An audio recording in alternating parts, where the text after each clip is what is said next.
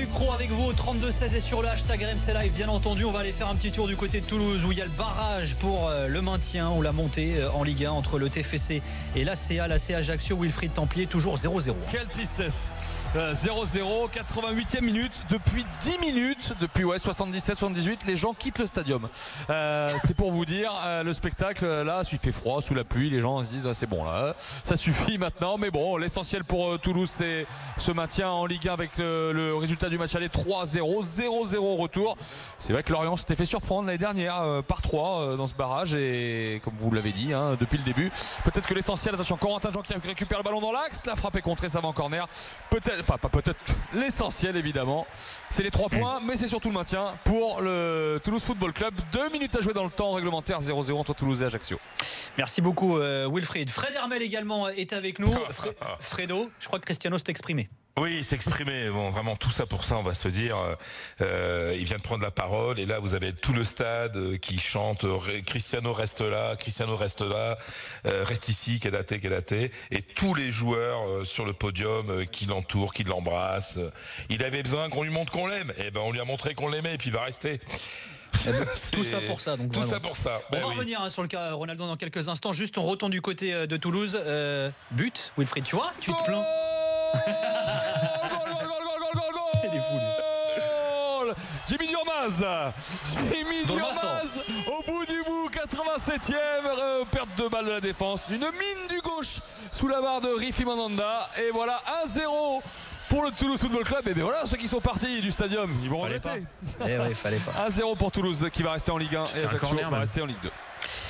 Voilà, on était en plein avis tranché de Daniel qui revenait sur la méthode Zidane et notamment l'intuition et le management. On va accueillir David, supporter du Real, qui nous a appelé au 32-16. Salut David. Salut Nicolas, salut tout le monde. Bienvenue dans l'after David. Alors t'en penses quoi de l'avis de Daniel ? Ah bah moi je suis ravi de ce que je viens d'entendre parce que je souscris totalement à ce que vient de dire Daniel. Daniel, tu disais dans ton avis que tu espérais peut-être qu'un jour Zidane, dans un entretien fleuve, livre sa méthode, mais je pense que cet entretien tu ne l'auras jamais en fait, Daniel. Ou si un jour tu l'as, je pense qu'il te décevra forcément puisque je pense que la méthode de Zidane est avant tout d'ordre instinctif, intuitif en fait. Et je pense pas que ce soit quelque chose qu'il puisse, disons, verbaliser. Non, je suis pas d'accord avec toi. Il y a forcément beaucoup de travail aussi. Il pourra quand même expliquer des choses. Il y a des méthodes. Mais bien sûr. Oui, travail, méthode, c'est mais bien sûr. Mais en fait, si vous me permettez un parallèle, avec le cinéma, je comparerais. Par exemple à Steven Spielberg. Quand vous lisez des biographies de Steven Spielberg, vous vous rendez compte que déjà à 5-6 ans, ce type avait dans ses films amateurs qu'il faisait, avait déjà un sens aigu du découpage, du montage, des raccords, de la réalisation. Et à côté de ça, c'est un gamin, et d'ailleurs il l'est toujours, qui est dyslexique. Et toutes ces interviews sont d'une grande platitude. Et en fait, il y a un décalage chez Spielberg. Mais Zidane n'est pas dyslexique. Mais non, mais il y a un décalage. Non, attendez, c'est intéressant. C'est intéressant ce que tu dis. Pardon, s'il vous plaît. Et en fait, il y a un décalage chez Spielberg entre l'éclat de sa mise en scène, le langage de l'image et son langage à lui en interview qui est complètement plat en fait. C'est un peu la même chose, c'est les frères Cohen. Et finalement Zidane, et c'est pas un défaut que je soulève justement, c'est son grand mérite. Zidane, c'est un petit peu ça. J'ai l'impression que tout ce qu'il fait, c'est un peu d'ordre instinctif, intuitif, humainement. Et finalement, d'un point de vue tactique, j'ai l'impression que ce Real-là est autant le fruit de Zidane que des entraîneurs qui l'ont précédé. Par exemple, l'héritage de Benitez aujourd'hui, c'est Casemiro. L'éclat de Modric, on le doit à Mourinho. Ouais, c'est intéressant comme point de vue, moi je trouve. Je te dis, mais alors je vais révéler un petit secret. J'espère que Jésus va pas vouloir. J'ai eu cette discussion avec lui il y a une semaine dans son bureau. Ouais.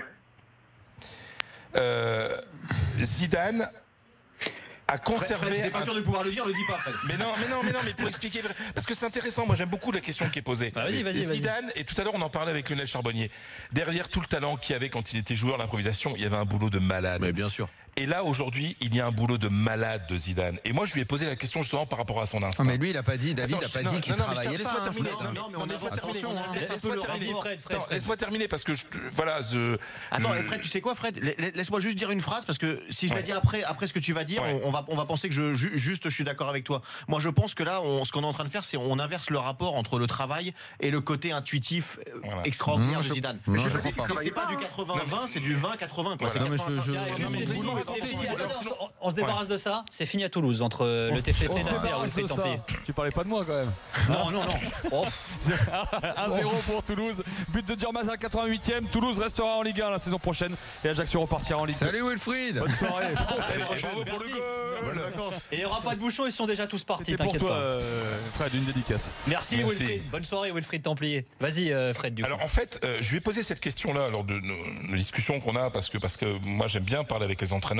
Je l'ai beaucoup fait avec Ancelotti, je le fais avec Zidane aussi, pour essayer de comprendre comment il fonctionne. Zidane est un entraîneur italien qui planifie d'une manière, mais rien n'est laissé au hasard. Mais c'est un truc de malade, quoi. Et s'il s'entourait de gens comme Bettoni, qui est quelqu'un qui a beaucoup travaillé en Italie aussi, si sa seule vraie exigence comme entraîneur, c'est Antonio Pintus, c'est pas par hasard. Si ses maîtres sont Ancelotti, Lippi, etc., c'est pas un hasard. Donc il planifie tout. Tout est planifié, tout est calculé. En Espagne, il aurait pu avoir son diplôme d'entraîneur en 6 mois. Il a choisi la France parce qu'en France, c'est 3 ans. Parce qu'il faut beaucoup travailler, parce qu'il faut beaucoup théoriser. Il a tout le bagage de l'entraîneur. Il prépare tout. Il a 90%, 95% de ce qu'il fait, c'est du travail, c'est de l'analyse tactique, c'est tout ça. Mais il se laisse 5% au feeling. Et dans ce cas-là, je l'ai expliqué il y a 10 jours. Il dit voilà, il y a des moments où je dois faire des changements. Ça répond à bien entendu une accumulation de données que j'ai, des rapports des mecs qui travaillent pour lui, du souvenir du match précédent, etc. Il me dit mais à un moment, comme entraîneur, j'ai aussi des sensations comme quand j'étais comme quand j'étais joueur. Et dans ce cas-là, il en parle à David Bettoni, ils en discutent et de là ils prennent la décision. Mais il y a encore de l'instinctif chez Zidane, mais c'est 5 à 10% de ses décisions. Le reste, c'est comme tous les entraîneurs. Ça peut pas être autrement. Parce que ça peut pas être autrement. Parce que il y a des données sur l'état de forme des joueurs. Enfin, je pense que les gens n'ont pas conscience. Personne ne peut douter de ça. Non, mais parce que notre auditeur nous disait, c'est que l'instinctif. Non, mais vous n'avez pas compris ce qu'a dit. Non, vous n'avez pas compris ce qu'il a dit. J'ai bien compris. David disait que tu aurais jamais, par exemple, l'exemple de l'interview avec sa méthode, que tu n'en aurais jamais une parce qu'il n'y a pas vraiment de méthode, c'est que à l'intuitif. Il a dit au mot. Non, mais rien à voir. Laissez-moi terminer simplement. Il a dit que. Il a dit mot pour mot cette phrase. Non, il a dit que tu n'aurais pas parce que probablement, exactement comme Spielberg, même si j'ai quand même lu des interviews de Spielberg qui étaient que peut-être il ne mettra pas les mots. Mais s'il les met, Daniel. Avec moi, il les a mis il y a 10 jours. C'est du off, mais les amis. Non, mais parce que moi, j'ai besoin du publiquement, c'est ça la question. Oui, mais si un jour il le fera. Un jour il le fera, mais il veut pas le faire aujourd'hui parce qu'il considère qu'il est encore en apprentissage. Zidane aujourd'hui. J'ai pas dit qu'il le ferait pas. Moi, j'espère qu'il le fera. Mais bien sûr qu'il le fera. Mais Zidane parce aujourd'hui. Que tous l'ont fait, quoi. Donc. Zidane aujourd'hui considère qu'il est encore en train d'apprendre, qu'il est meilleur entraîneur qu'il y a 1 an. Il était meilleur qu'il y a 2 ans, mais qu'aujourd'hui il n'a connu qu'un club. Il n'a connu que 2 ans et demi en première division. Et donc Zidane apprend encore des choses. Et il a bien entendu qu'il a cette capacité à théoriser les choses. Fredo. L'était déjà quand il était joueur. David, tu voulais clarifier ta pensée, vas-y. Oui, bien sûr. Non, mais faut bien qu'on s'entende. Attendons, moi, mon propos, il ne s'agissait absolument pas de dire que Zidane ne travaillait pas et que c'était une espèce de génie qui débarquait sur le terrain d'entraînement comme ça, qui avait des fulgurances et que voilà. Enfin, c'est pas du tout mon propos. Je disais simplement que ce que je voulais dire, c'est que finalement la touche finale dans sa méthode qui permettait au Real de toucher au sublime, de remporter 3 Ligues des Champions, la 4e en 5 ans, parce qu'on l'oublie aussi la 4e souvent, en 5 ans, eh bien, je pense que c'est d'ordre instinctif. Et que finalement, la verbaliser, la formuler, je ne sais pas si c'est possible. Et en tu veux dire qu'il y a des choses qu'il n'arrivera pas à expliquer. Mais de toute façon, il a quand même toujours eu du mal à verbaliser. La plupart des grands. Non, mais publiquement, Fred, voyons. Publiquement, d'accord, publiquement. Mais non, mais excuse-moi, mais pourquoi il le mais fait c'est comme ça que tu retransmets les idées, Fredo aussi. Non, les idées, c'est pas publiquement que tu les transmets à tes joueurs. Ah bah ça aussi, c'est ce que disait Daniel. Ah bah si. Non, pour nous, mais pas pour tes joueurs. Tous les plus grands champions, ils ont écrit des livres, de Jordan à Federer, dans tout le foot et tout, à un moment.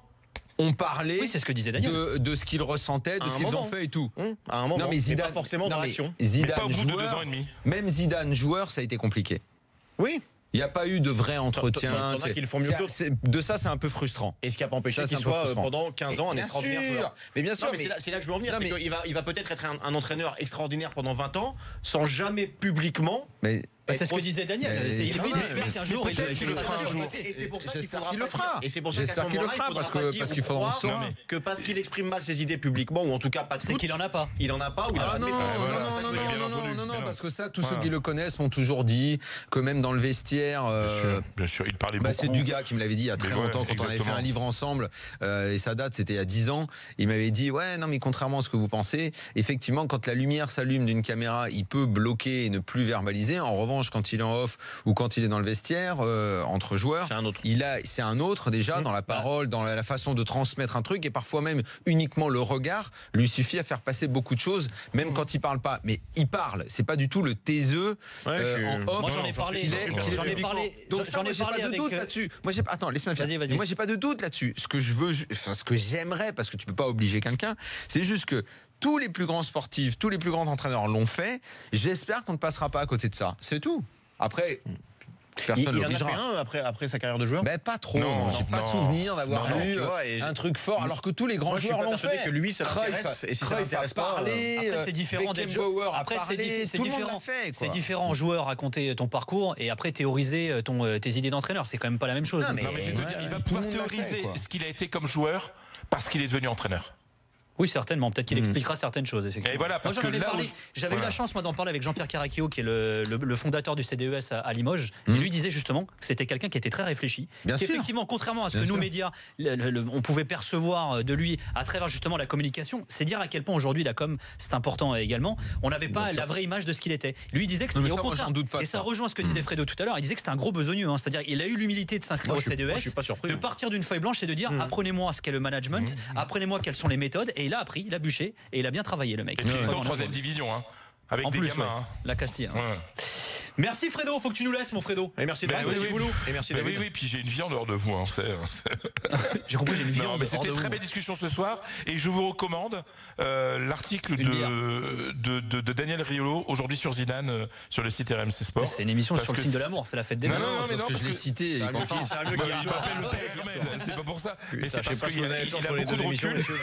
Et je vais terminer là-dessus. Vous savez, je termine là-dessus et on comprend entre les lignes ou même en lisant les lignes dans ce que dit Daniel, Zidane aujourd'hui n'est pas forcément reconnu à sa juste valeur parce qu'il ne sait pas mettre en scène ce qu'il est comme entraîneur, contrairement à d'autres. C'est peut-être pas plus mal. Merci Fredo en tout cas. Bonne nuit Fredo. On remercie David également qui nous a appelé au 32-16. Et puis dans quelques instants, tiens, on vous attendra au 32-16 sur le hashtag RMC Live. On reviendra un petit peu également sur les news sur Cristiano Ronaldo, puisqu'il y en a eu de la part de Fred Hermel également. Je crois que tu voulais t'exprimer là-dessus toi Daniel. Et ben on le fait dans quelques instants. L'after vous attend avec Pierre Ducrot, avec Daniel Riolo. On est avec Fred Hermel. On vous rappelle que Toulouse restera en Ligue 1 la saison prochaine. 0-0 lors du barrage retour qui vient de s'achever du côté du stadium face à l'ACA. On vous rappelle 1-0 pardon, c'est vrai qu'ils ont marqué Dourmaz en fin de match. Merci Jérôme Thomas.